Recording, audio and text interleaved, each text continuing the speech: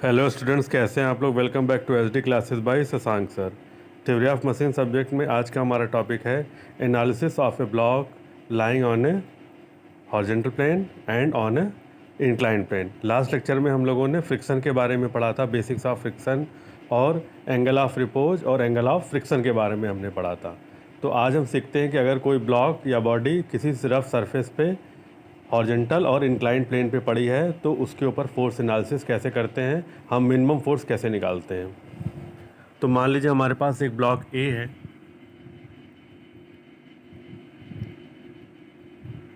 जो कि एक रफ सरफेस पे रखी हुई है। इसका वेट नीचे की तरफ लगेगा। मान लिया इस बॉडी पर हमने जो फोर्स लगाया है पी, वो हॉरिजॉन्टल से थीटा एंगल पे लगाया है। यानी जो एफर्ट हम लगा रहे हैं, एक्सटर्नल फोर्स लगा रहे हैं, वो हॉरिजॉन्टल से थीटा एंगल पे है। इस डायरेक्शन में हमारा फ्रिक्शनल फोर्स काम करेगा और ये फ्रिक्शनल फोर्स बराबर होगा म्यू आर एन के। आर एन क्या होगा, अपवर्ड डायरेक्शन में रिएक्शन लगेगा वेट की वजह से, ये आर एन हो गया। हम जानते हैं लास्ट लेक्चर में हमने आपको बताया था कि जो म्यू होता है कोफिशिएंट ऑफ फ्रिक्शन, वो टैन फाई के बराबर होता है। और फाई क्या होता है, लिमिटिंग एंगल ऑफ फ्रिक्शन। अगर ये हमारा केस लिमिटिंग फ्रिक्शन का है, अगर ये हमारा केस लिमिटिंग फ्रिक्शन का है, इसका मतलब कि बॉडी अभी टेंस टू मूव है। बॉडी, ये हम फ्रिक्शन की मैक्सिमम वैल्यू की बात कर रहे हैं, जहाँ पे फ्रिक्शन की वैल्यू म्यू आर एन होती है, जो कि कम्प्लीटली बैलेंस होती है पी के द्वारा।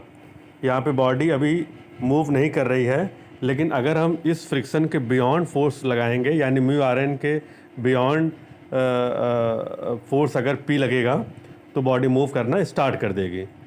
मैं फिर से रिपीट कर रहा हूँ, अगर बॉडी के ऊपर जो फोर्स लग रहा है पी, वो म्यू आर एन के बियॉन्ड लगेगा तो बॉडी मूव करना स्टार्ट कर देगी। तो अभी लिमिटिंग केस है, इसका मतलब कि बॉडी के ऊपर जो फोर्स लग रहा है लेफ़्ट डायरेक्शन में म्यू आर एन, वो राइट डायरेक्शन में पी का जो कंपोनेंट है उसके द्वारा कम्प्लीटली बैलेंस है।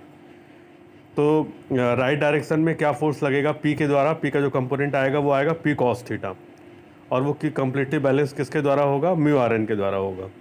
तो मैं इसको इक्वेशन के फॉर्म में लिख देता हूँ, पी कॉस थीटा, जो कि इस डायरेक्शन में आएगा, यहाँ पे पी कॉस थीटा, और वर्टिकल डायरेक्शन में क्या फोर्स लगेगा, पी साइन थीटा। मैं यहीं पे लिख देता हूँ।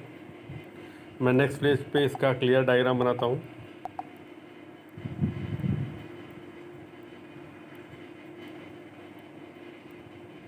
ये पी है, ये थीटा है, तो इस डायरेक्शन में लगेगा पी कॉस थीटा, और वर्टिकल डायरेक्शन में लगेगा पी साइन थीटा।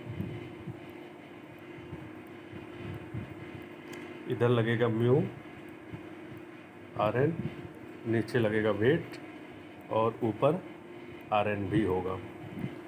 तो हम इक्वेशन को बैलेंस कर देते हैं। पी कॉस थीटा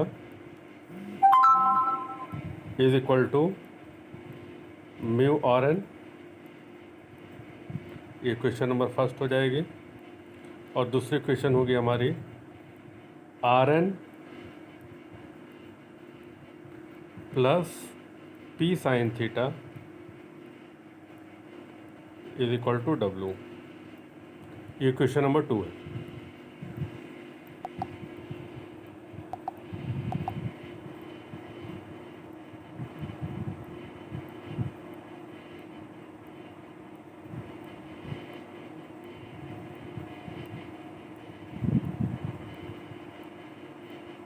यहाँ से अगर हम आर एन की बात करें तो आर एन क्या होगा, W minus P sine theta, ठीक है। और हम जानते हैं कि म्यू आर एन ये किसके बराबर है, पी कॉस थीटा के। क्लियर है। तो आर एन की वैल्यू रख देते हैं हम लोग।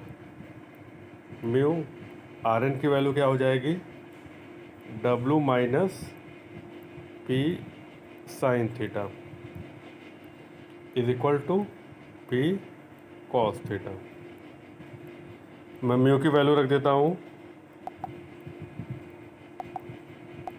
म्यू की वैल्यू क्या होगी, tan फाई ब्रैकेट में W minus P sine theta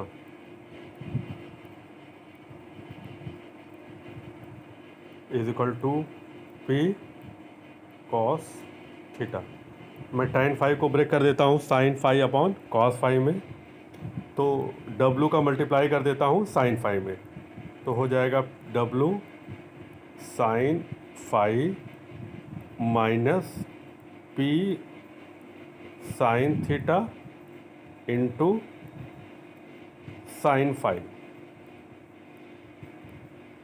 is equal to cos phi जो नीचे आएगा वो P में मल्टीप्लाई हो जाएगा, तो क्या हो जाएगा P cos theta into cos phi. यहाँ तक क्लियर है सभी को? मैं P को एक तरफ कर लेता हूँ, तो W sine phi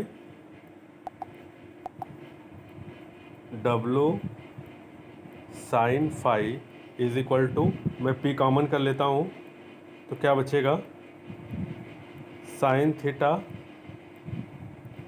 sign phi plus cos theta into cos phi. आप जानते हैं sine theta sine phi plus cos theta cos phi, ये फार्मूला है कॉस थीटा माइनस फाई का। तो फाइनली आप लिख सकते हो W साइन फाई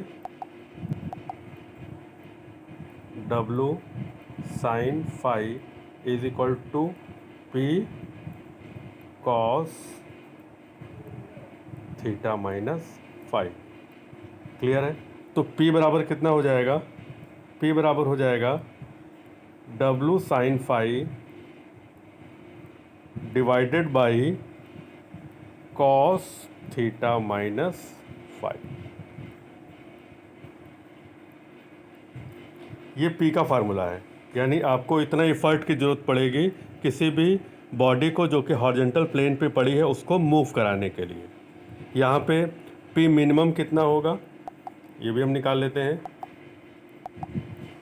अगर हम मिनिमम P की बात करते हैं तो डिनोमिनेटर मैक्सिमम होना चाहिए, यानी cos theta minus phi maximum होना चाहिए, और हम जानते हैं कि कॉस थीटा की मैक्सिमम वैल्यू 1 होती है। तो हम लिखेंगे कॉस थीटा माइनस फाई, ये मैक्सिमम तब होगा जब थीटा माइनस फाई मैक्सिमम होगा, यानी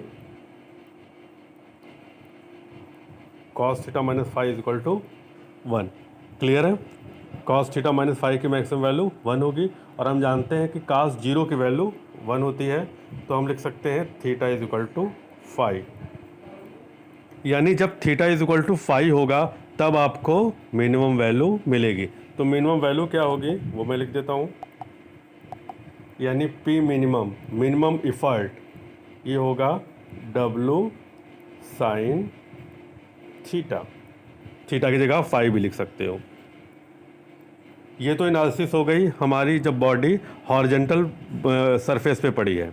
अगर हमारी बॉडी इंक्लाइंड सरफेस पे पड़ी है तब हम कैसे एनालिसिस करते हैं, आइए उसको जानते हैं।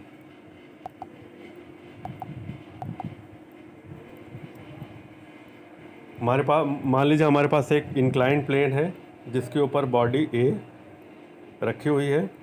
बॉडी का जो वेट है W वो नीचे की तरफ लगेगा। मान लीजिए ये एंगल अल्फ़ा है,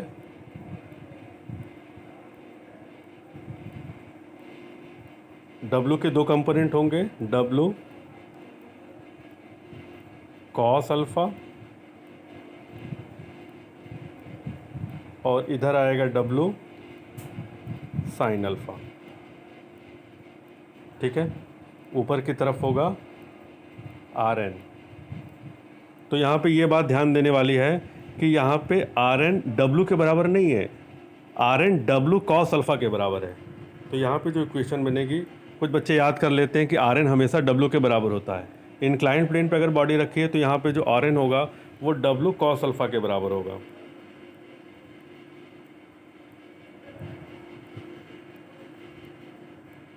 ये बात आपको ध्यान देनी है। क्लियर है? अब हम देखते हैं कि बॉडी के ऊपर हम फोर्स किधर लगा रहे हैं। अगर हम बॉडी के ऊपर की डायरेक्शन में फोर्स लगा रहे हैं, मान लीजिए P। तो हम लोग बैलेंस कैसे करेंगे?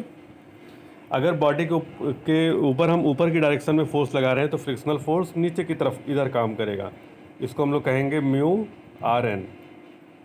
तो बैलेंस करने के लिए हम लिखेंगे mu R N plus W sine theta, sorry alpha, यहाँ पे थीटा कुछ नहीं है, हमने थीटा की जगह अल्फ़ा लिया है। तो mu R N plus W sine alpha is equal to P. यानी आप लिख सकते हो P is equal to W sine alpha plus mu R N. Clear है? फिर आर एन की जो वैल्यू थी इक्वेशन नंबर फर्स्ट में, R N is equal to W cos alpha, वो पुट कर दोगे तो यहाँ से आपको P की वैल्यू मिल जाएगी। क्लियर है? मान लिया P किसी एंगल पे वर्क कर रहा है, मैं डायग्राम बना देता हूँ।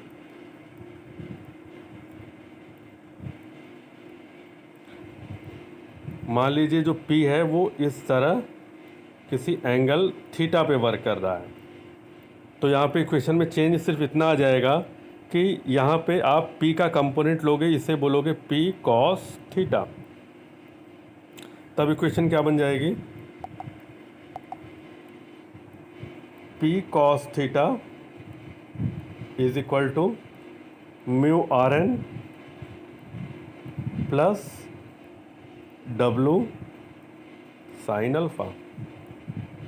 और यहाँ पे आपको ये बात ध्यान देनी होगी कि P का एक vertical component P sine theta R N की तरफ लगेगा, तो वहाँ पे R N plus P sine theta is equal to W cos alpha, आप ये लिखोगे और फिर आर एन की वैल्यू निकाल करके आप पुट कर दोगे, तो दो इक्वेशन को पुट करने के बाद आपको P की वैल्यू मिल जाएगी। तो आज के लेक्चर में इतना ही। नेक्स्ट लेक्चर में हम लोग स्क्रू जैक के बारे में पढ़ेंगे। Thank you.